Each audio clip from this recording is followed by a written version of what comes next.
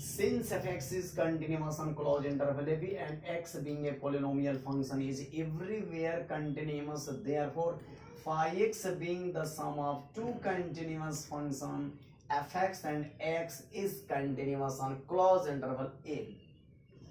तो किसके बारे में हम बता रहे थे? तो हमने क्या माना था फंक्शन? हमने फंक्शन माना था phi x is equal to f x plus a x. इसी के बारे में तो मैं समझा रहा था कि एफ एक्स क्या है, एक्स क्या है और फाई एक्स क्या है। तो फाई एक्स क्या है? तो दो फंक्शनों का सम है।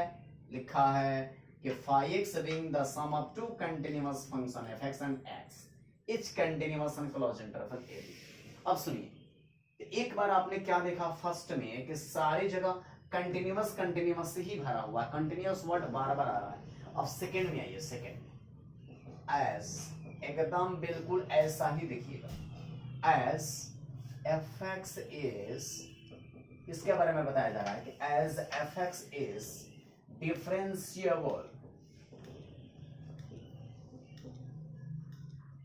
Differentiable on open interval A b. आपको पता है कि जब कंटिन्यूअस होता है तो क्लोज इंटरवल ए बी होता है, और जब डिफरेंशिएबल होता है तो ओपन इंटरवल हो जाता है। इससे छोटा ब्रैकेट है, स्मॉल ब्रैकेट मत समझिएगा, ये ओपन इंटरवल ए बी लिखा हुआ है, ठीक है। चलिए अब देखिए मैं क्या लिख रहा हूं, सेम बात, जितना बात यहां लिखा हुआ है सेम यहां लिखने जा रहा हूं, बस दोनों में डिफरेंस क्या है, यहां हर बात में कंटिन्यूअस कंटिन्यूअस और यहां हर बात में डिफरेंशिएबल रहेगा, बस। तो चलो भाई लिखा जाए and a x being a polynomial function and x being a polynomial function is everywhere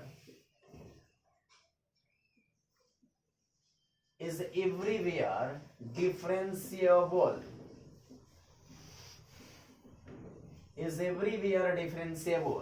therefore phi x being the sum of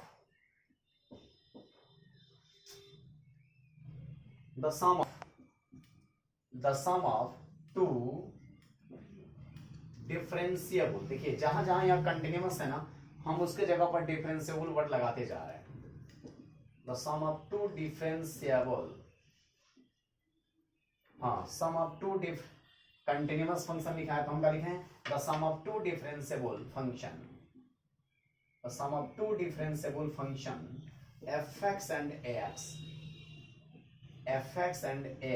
is differentiable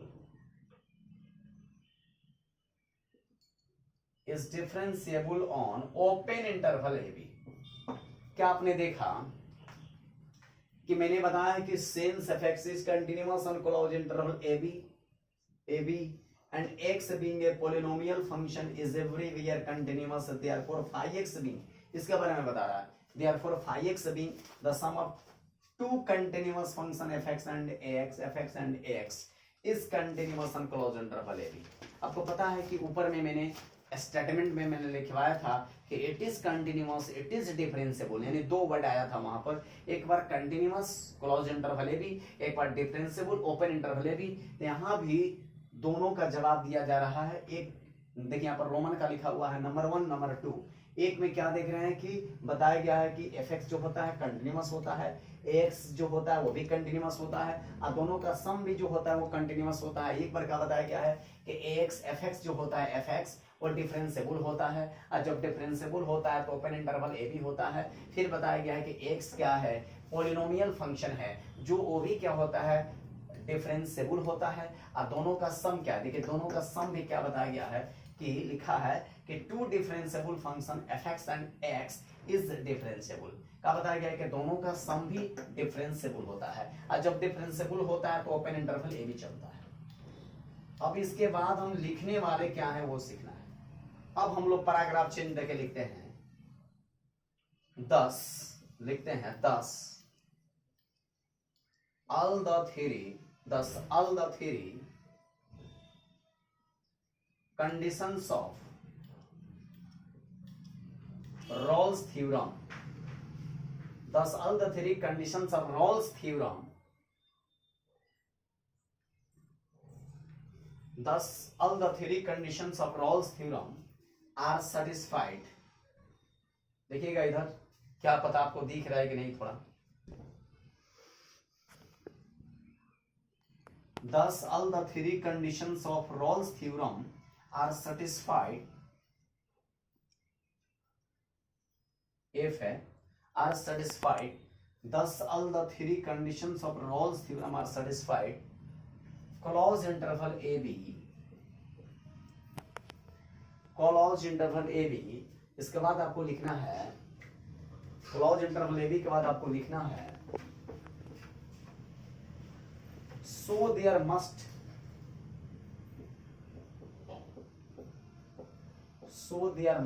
exist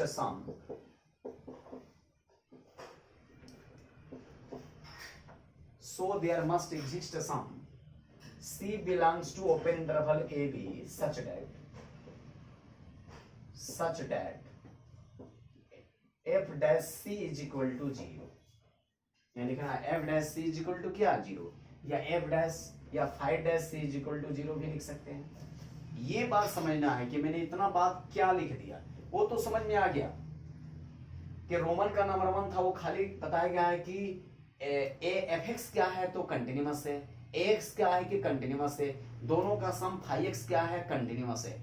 अब दूसरे में बताया गया है कि fx क्या है डिफरेंशिएबल है, और क्या बताया गया है ax क्या है डिफरेंशिएबल है, दोनों का सम phi x क्या है वो भी डिफरेंशिएबल है. अब यहाँ पैराग्राफ चेंज करके मैंने क्या लिखवाया कि thus all the three conditions of Rolle's theorem. वो अभी तो आप रोल के बारे में जानते नहीं है कि मैं रोल का थ्योरम में 3 बातें होती है, वो तो बताया नहीं, लेकिन इसके बाद आपको मैं वीडियो बनाऊंगा रोल्स थ्योरम का, तो उसमें मैं दिखाऊंगा कि रोल के 3 नियम होते हैं. रोल का नियम लैग्रांजे का थ्योरम साबित करते समय बताना पड़ता है, तो देखिए वही बात लिखा हुआ है. हालांकि रोल्स पहले हमको बता देना चाहिए, तब लैग्रांजे हमको बताना चाहिए. खैर कोई बात नहीं, पहले किताब में बुक में जो है सिलेबस में पहले लैग्रांजे है, उसके बाद रोल्स है. तो चलिए 10 all the 3 conditions of Rolle's theorem. ओ यानी कि रोल के जो तीनों कंडीशन है तीनों इसमें सेटिस्फाइड हो रहे हैं. इस थ्योरम में लैग्रांजे के मीन वैल्यू थ्योरम में रोल्स के तीनों जो स्टेटमेंट है, तीनों जो रूल है, वो सब के सब यहाँ सेटिस्फाइड कर रहे हैं. इसलिए लिखा है so there must exist some C belongs to open interval AB such that phi dash C बराबर 0 हो. यानी रोल्स के नियम बताता है कि phi dash C बराबर 0 होता है या f dash C बराबर 0 होता है. रोल्स का नियम बताता है कि अभी यहाँ phi dash C जो है वो क्या होता है 0 होता है. ठीक है, अब देखिएगा ध्यान से. इसके बाद क्या करना है, तो ऊपर में जो हमने लिया था ना उसको मैं उतारने जा रहा हूँ. ऊपर में जो हमने फंक्शन लिया था, क्या लिया था हमने फंक्शन, हमने लिया था कि phi x is equal to fx plus ax. यही तो है, यही मैंने लिया था ना. अब इसको करेंगे क्या, हम डिफरेंशिएशन कर लेते हैं. लिखेंगे differentiate both sides with respect to x.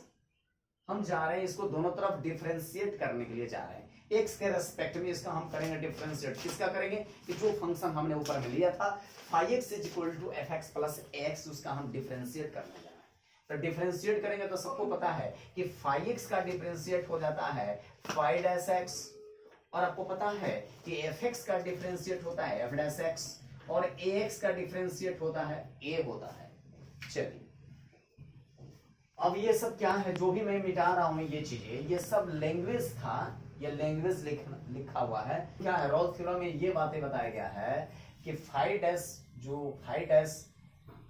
C का मान 0 होता है. phi dash C का मान क्या होता है 0, अभी बताया गया है अभी कि phi dash C का मान 0 होगा. अब हम करेंगे क्या कि जहां जहां x है वहां शिफ्ट कर देंगे C को, तो हो जाएगा phi dash C is equal to f dash C plus a हो जाएगा. और इसमें आपको पता है अभी बताया गया है कि phi dash C का मान कितना होगा 0. यहाँ 0 रखेंगे तो हमारा हो जाएगा f dash C plus a. अब a है ना प्लस कर रहा है, तो क्या करेगा माइनस करेगा. दिख रहा है ना स्टूडेंट आपको, दरअसल में इंक यहाँ नहीं है मेरे पास वाईफाई, तो इसलिए कल वीडियो नहीं बना पाए. आज मॉर्निंग में वीडियो आपको मैं दे रहा हूँ. ये f dash C होगा.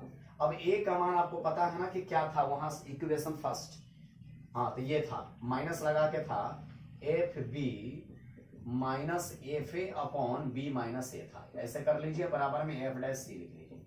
अब माइनस माइनस क्या हो जाएगा, प्लस, तो माइनस माइनस प्लस हो जाएगा, तो माइनस माइनस प्लस हो जाएगा, तो आंसर क्या हो जाएगा, तो हो जाएगा F B minus F A upon B minus A हो जाएगा, बराबर एफ डैश सी हो जाएगा। देखिए यही तो रोल्स, यही तो है लैग्रांज मीन वैल्यू थ्योरम, जो साबित हो गया। अब इसको सीधा करके लिख दीजिए, अच्छा से लिख दीजिए। चलिए मेरे पास जगह नहीं है, उधर से मैं मिटा लेता हूँ इसको।